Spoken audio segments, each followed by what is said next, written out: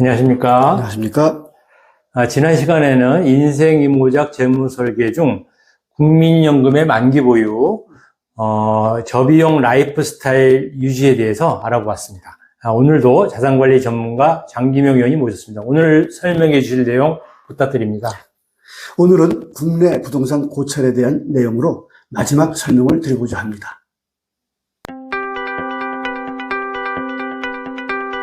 오늘은 국내 부동산에 대한 고찰에 대해서 설명드리도록 하겠습니다. 향후 부동산은 장기간 저성장 기조와 빠른 고령화 진입으로 점차 하락이 예상이 됩니다. 한국은 1960년 이후로 세 차례의 부동산 폭등 시기가 있었습니다. 그중 두 차례 폭등은 베이비붐 세대로 인해 발생한 것이었죠. 그 이유는 1918년 이후 집값이 올랐는데 이는 88 올림픽이 끝나면서 인플레이션 영향도 있었지만 당시 30세 전후의 베이비붐 세대들이 결혼과 함께 집을 사기 시작하면서 1차 폭등이 시작된 것입니다. 1997년에는 IMF를 맞아 부동산이 대폭락을 했었죠. 그 이후 2001년에는 다시 가파르게 상승을 했는데 이때도 역시 베이비 부머로 인해 집값이 오르기 시작한 것이죠. 당시 35세 전후였던 그들이 큰 집으로 늘려가면서 부동산이 다시 오르기 시작한 것입니다. 1918년 당시 3살, 4살이었던 자녀들이 2001년에는 청년으로 성장해 집을 늘려가던 시기였죠. 그래서 이때부터 시작해 노무현 정부 5년 동안 부동산 2차 폭등이 이어졌습니다. 2009년에는 미국발 리먼 브라더스 사태로 부동산이 다시 하락하기 시작을 했습니다. 그리고 2015년에는 박근혜 정부가 경기 부양을 위해 부동산 규제를 대폭 완화하면서 집값이 조금씩 오르더니 2021년에는 문재인 정부에서 집값이 2.5배 이상 뛰면서 3차 폭등이 발생했죠.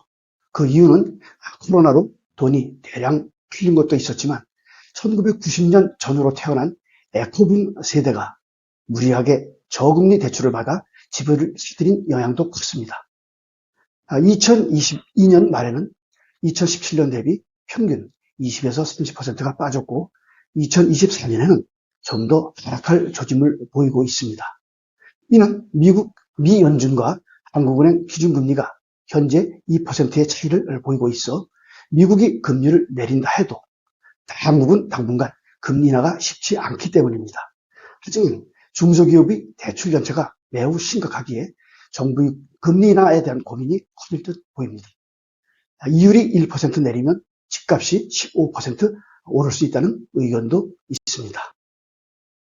장기적으로 부동산이 하락이 예상되는 이유는 베이비붐 세대 은퇴와 급격한 인구 감소가 있죠. 그리고 빠른 월세 전환과 AI 출현 그리고 7.2 법칙이라는 것이 있습니다.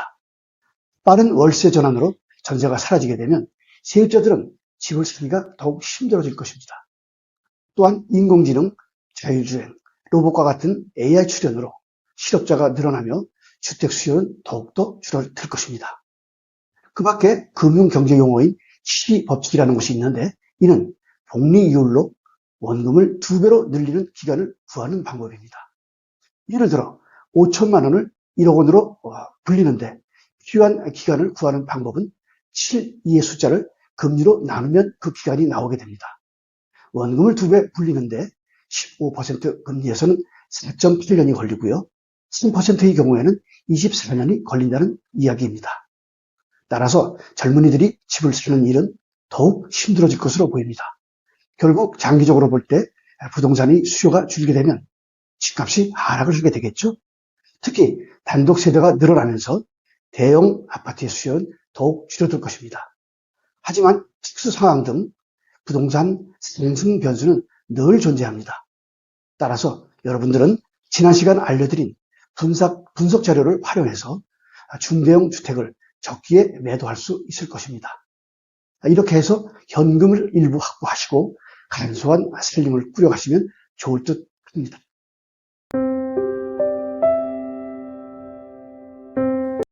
이제 은퇴 후 인생 이모작의 보람된 삶을 위한 제안을 드리도록 하겠습니다. 첫 번째, 남들과 비교하지 않는 지혜롭고 소박한 삶이 중요합니다. 두 번째는 부부가 함께 일상을 찾아 부부 건강을 위해 맨발 걷기와 배드민턴도 함께 실행해 보시면 좋을 듯 합니다. 다음은 자기 개발로 스마트폰의 다양한 활용과 역사, 인문학 등 평생 학습을 하는 것입니다. 퇴직 후 학습은 성공과 출세를 위한 학습이 아닌 완성과 깨달음의 학습입니다. 다음 세 번째, 버킷리스트를 작성해 실천해 보라는 것입니다. 버킷리스트 5가지 목표를 정해 아래 사진처럼 잉카 문명인 마추픽추를 탐방과 중장년 대상 강의, 그리고 조선왕릉 지필 연재 등 3가지를 실행해 옮겼습니다.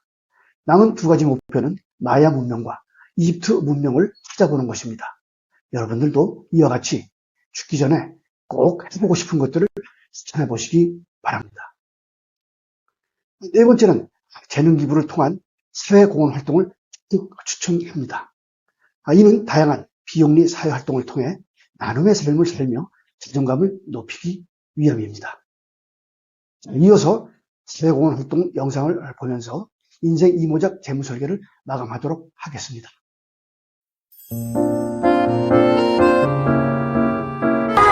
안녕하세요. 생방송 투데이입니다. 자, 오늘이 절기상 말복입니다. 말복답게. 자, 오늘 서울 낮 기온도 36도까지 올라갔는데요. 하지만 좀 습도가 좀 낮아지고 네. 바람이 조금 불면서 이 체감상으로 느껴지는 더위는 좀 덜했던 것 같아요. 그리고 예전에는 은퇴를 한다고 하면 보통 집에서 그냥 쉬거나 가끔 여행을 가거나 하는 게 대부분이었는데 요즘에는 더 활발하게 활동을 하시는 분들이 참 많습니다. 거기에 좀 의미 있고 뜻깊은 일을 하면 더 좋을 것 같은데요. 특별한 나눔을 통해서 인생 후반전을 멋지게 살고 있는 중년들이 있습니다. 지금 만나볼게요. 나이가 들어 직장에서 은퇴했다고 인생까지 은퇴한 것은 아니겠죠? 새로운 출발점에서 제2의 인생을 찾은 사람들. 제 나이가 65세인데요. 아직 일하기에는 충분하다고 생각합니다. 그렇죠. 은퇴했다고 집에서 쉬는 건 옛날 얘기죠. 요즘 100세 시대잖아요. 은퇴 이후의 제 삶을 더 의미 있게 지내고 싶어요. 인생은 지금부터 시작이다. 노년을 아름답고 당당하게 보내고 싶은 사람들. 그 꿈을 이룰 수 있는 특별한 삶의 지혜. 지금 바로 알려드립니다. 은퇴 후 행복한 인생 2막을 열었다는 주인공을 찾아 한 반찬 가게를 찾았습니다. 어떤 분이 주인공일까요? 그런데 난데없이 주방까지 들어온 한 손님? 심지어 식자재 구매 내역까지 확인하는데 이거 대체 무슨 일이죠? 매출 대비해서 식재료가 한 30에서 한 40% 정도 나오면 될 것 같고요. 아무래도 보통 손님은 아닌 듯한데요. 옆에 계신 분은 누구세요? 저 스승님이세요. 대체 어떤 스승님이죠? 전업주부가 있다 보니까 굉장히 이렇게 창업에 대한 게 굉장히 막막했었는데 재무에서부터 손님 대응법에서부터 경영에서부터 많은 도움을 받았습니다. 전원은행에서 한 30년 근무했고요. 우리 사회의 어려운 분들을 제가 좀 도와주면서 좀 더 좋은 일을 하는 그런 사회공헌 활동을 현재 하고 있습니다. 재능 만 기부네요. 50세 이상 퇴직자가 비영리단체, 공공기관 등에서 사회공헌을 할 경우 고용노동부의 활동비 지원까지 받을 수 있답니다. 제가 늘 해왔던 일로 누군가가 이렇게 큰 도움을 받아다 하니까 저로서는 굉장히 의미 있고 참 좋습니다. 그는 30년간 은행원으로 근무하며 얻은 전문 지식과 경력을 바탕으로 퇴직 후엔 소상공인의 경영 교육을 돕고 있다는데요. 제가 이렇게 사회공헌 활동을 할 수 있도록 도움을 준 특별한 곳이 있어요. 퇴직자들이 사회공헌 활동을 하기 전 꼭 거쳐야 한다는 교육기관. 이곳에서 8시간 교육을 통해 사회공헌 활동에 필요한 기본적인 역할과 의무를 배우는데요. 다양한 경력을 갖춘 퇴직자들이 모였답니다. 저는 저 군대 생활만 40년 했습니다. 요양원이라든가 이런 요양시설들이 많이 있습니다. 그런데 가가지고 제가 같이 노래도 해주고 같이 즐거운 시간을 보내주는 거. 초등교육을 했던 그 기억을 더듬어서 독거노인들을 위해서 그분들의 마음을 어루만질 수 있는 그런 일을 하기 위해서 과거에는 ISO 심사위원 했고요. 정신수납 배워서 주변에 어려우신 분들, 그런 분들을 위해서 재능 기부하고 봉사하려고 보다 의미 있는 삶을 분위기가 살기 너무 위해 좋아요. 새로운 도전에 나선 신중년들. 지역사회의 어려운 이웃을 돕는 사회공헌 활동에 참여하기 위해서 다양한 사람들과 소통하는 법도 배웁니다. 여기에 신조 교육까지 받는데요. 야, 어린아이부터 청소년까지 눈높이를 맞추기 위한 노력이랍니다. 저도 모르는 게 많은데요. 맞춰서 일해 나가기 위해서는 이런 것들을 통해서 하나하나 배워나가는 거죠. 협력자 간에서 소통하는 그런 하나의 교육과정을 보여요. 금전적인 보상보다는 자기 만족과 성취감을 얻기 위해 사회공헌 활동을 하는 퇴직자들 참여 자격이 궁금한데요. 사회공헌 활동 지원 사업은 만 50세 이상의 3년 이상 전문 경력이 있거나 관련 자격증이 있는 신중년 퇴직자들을 위한 것입니다. 이를 통해 퇴직한 신중년들이 활력 있는 삶을 보내며 성공적인 인생 3모작을 열기 바랍니다. 평생 직장의 개념이 사라진 요즘 인생 1모작에서 그치는 것이 아니라 재취업을 통한 인생 2모작 준비는 선택이 아닌 필수가 됐습니다. 또한 평균 수명이 늘면서 인생 3모작 시대가 열렸는데요. 은퇴 후 자신이 가진 재능을 사회에 나누며 노후를 의미 있게 보내는 사람들이 늘고 있습니다. 즐겁고 행복한 인생 후반전을 위해 끝없이 노력하는 이들. 당신이 꿈꾸는 멋진 인생을 응원하겠습니다. 100세 시대의 주인공은 누구?